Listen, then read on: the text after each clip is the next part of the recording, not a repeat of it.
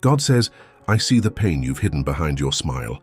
The silent battles, the nights you cried alone, I was there. Every scar, every betrayal, every loss that shattered your spirit, I'm healing it. Not just the outside, but deep in your soul where no one sees. I'm touching the places that still ache, still bleed, still whisper, you're not enough.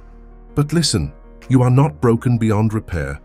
Jesus says, I came to heal the crushed in spirit. I gave my life to redeem every piece of yours. What you see as ruined, I see as a canvas. What you call a mistake, I call a setup for your comeback. I'm turning your wounds into wisdom, your pain into purpose. So don't run from me, run to me. I'm not ashamed of your brokenness.